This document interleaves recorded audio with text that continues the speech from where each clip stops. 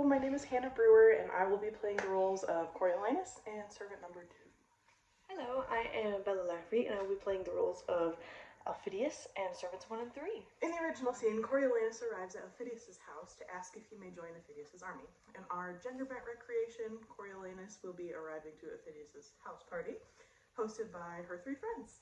And there, Coriolanus will ask to be included in a revenge plot against Aufidius and Coriolanus' mutual ex-girlfriend. Why?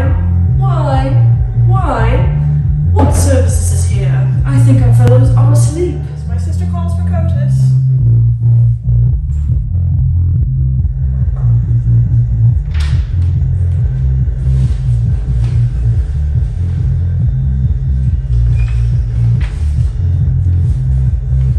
A goodly house. The feast smells well, but I appear not like a guest. What would you have, friend? Whence are you? There is no place for you. Pray, go to the door. I have deserved no better entertainment in being Coriolanus. Whence are you, sir? Has eyes in his head that he gives entrance to such companions? Pray you, get out! Away! Away! You get away! Now thou art troublesome. And are you so brave? I'll have you talk with anon. A strange one as ever. I looked on. Thou cannot get her out of the house. What have you to there, fellow? Pray you, avoid the house. Let me but stand. I will not hurt your hearth. What are you? A gentleman. A marvelous poor one. True, so I am. Pray you, poor gentleman, take up some other station. Here is no place for you. Pray you, avoid. Come. Follow your function. Go on and batten about the cold bits. What? Will you not? Prithee tell my sister what strange company she has here. And I shall. Where dwellest thou? Under the canopy. Under the canopy? Aye. Where's that? In the city of kites and crows. In a city of kites and crows? What an ass it is! Then thou dwellest in the dars too? Aye, 'tis an honester service than to meddle with her girlfriend. Thou prat'st and prat'st, serve with thy trencher, hence! Where is this fellow? Here, I have beaten her like a dog but for disturbing the guests. Go. Whence comest thou? And what is thou, thy name? Why speakest? Speak, man, what is thy name? If, Tullus, not yet thou knowest me, and seeing me, dost now thou think me for the woman I am? Necessity commands me name myself. What is thy name? A name unmusical to your friend's ears, and a harsh in sound to thine. Say, what's thy name? Thou hast a grim appearance, and thy face bears command. It through my tackles torn, thou showest a noble vessel. What's thy name? Prepare thy brow to frown. Thou knowest me yet? I know thee not. Thy name? My name is Caius Marcius, who hath done to thee particularly great hurt and mischief. Thereto witness may my surname Coriolanus, the painful words, the extreme emotions, and the tears shed for my thankless ex-girlfriend are requited, but with that surname a good memory, and witness of the malice and displeasure which thou shouldst spare me.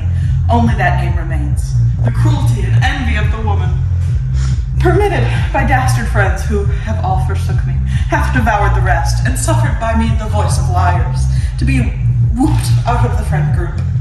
Now, this extremity hath brought me to thy hearth, not out of hope, but, mistake me not, to save my life. For if I had feared death, of all the women in the world, I would have avoided thee, but in mere spite, to be quite full of my banisher, stand I before thee here. Then if thou hast a heart of wreck in thee, that wilt revenge thine own particular wrongs, and stop these maims of shame seen through thy friends. Speed thee straight, and make my misery serve thy turn. So use it, that my revengeful services may prove as benefits to thee, for I will turn against my cankered beloved with the spleen of all under fiends. But if so be thou darst not this, and that to prove more fortunes, thou art tired, then, in a word, I also am longer to live most weary, and present my throat to thee, and to thy ancient malice, which not to cut would show thee but a fool, since I have ever followed thee with hate, drawn tons of tears out of thy friend's breast, and cannot live but to thy shame, unless it be to do thee service.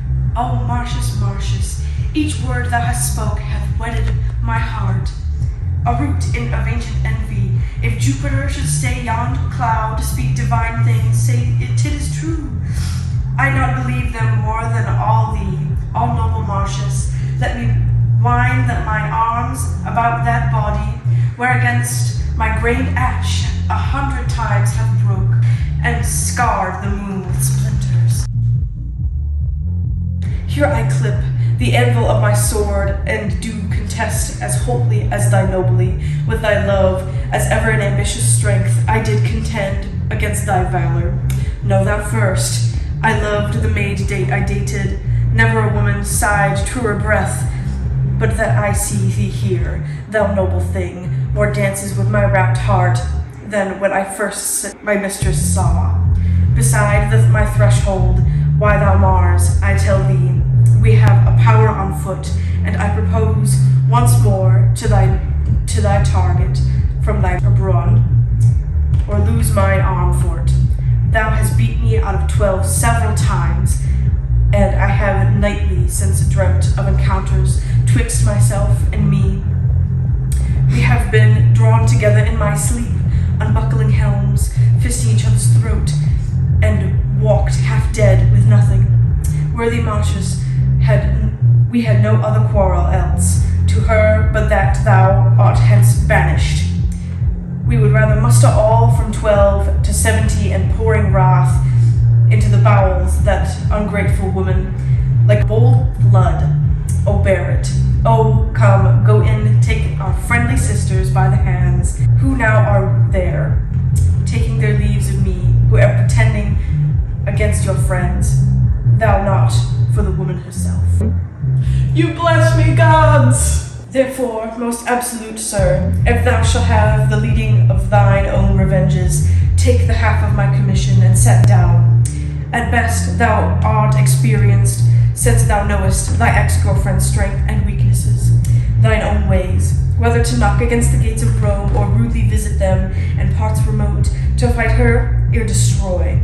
But come in, let me command thee first, and to that shall say yeah thy desires, 1,000 welcomes, and more a friend than e'er an enemy.